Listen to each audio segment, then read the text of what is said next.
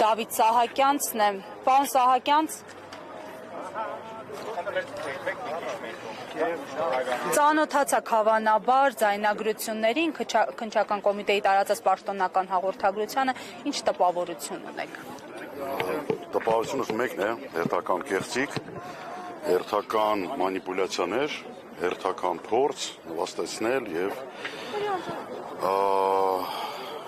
ժողովրդական լեզվով ասած հախից գալ բոլոր այն մարդկանցից, ովքեր որ իրանցով կարող են վտանգ հանդիսանել ներկայիս իշխանությանը։ Եվ Բագրատ Սրբազանը նման մարդկանցից մեկն է։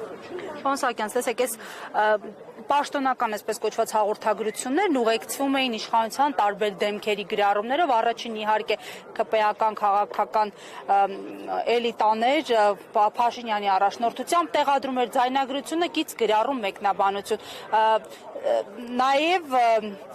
նշում էր ահաբեկչության փաստի մասին եւ այլն, թե ինչպես է կանխվել այդ եղկելի ծրագիրը։ Ինչ է կարծում, ինչու հենց այս պահին սա տեղի ունեցավ, արդյոք կապ կա Սամվել Կարապետյանի կալանավորման հետ եւ ինչից է օրինակ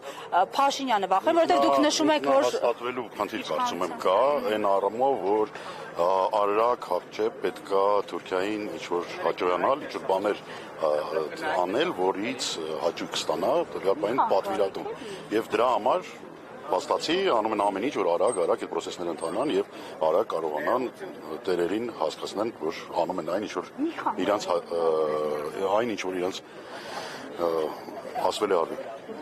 Պարոն Սահակյանց, ինչ եք ակնկալում դարձնել։ Մենք իրանցից պետք չի զարմանալ, մենք պետք է իմունիտետ ձեռք բերեինք այս 7 տարվա ընթացքում իրենց պահվածքի, լկտիության, բառապաշարը եւ այլն զարմանում են, որ մենք դեռ զարմանում ենք իրենց վրա։ Պարոն Սահակյանց, ինչ եք ակնկալում դատարան։ Ոչինչ, եկել եմ ուղղակի, վստահ եմ, որ լավ վճիռ չի լինելու այսօր։ Շատ կզարմանամ, եթե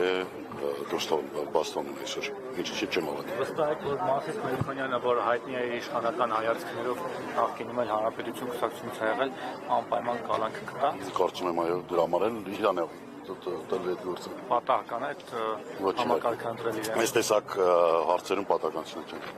Եվ շնորհակալ եմ, պարոն Սահակյանց։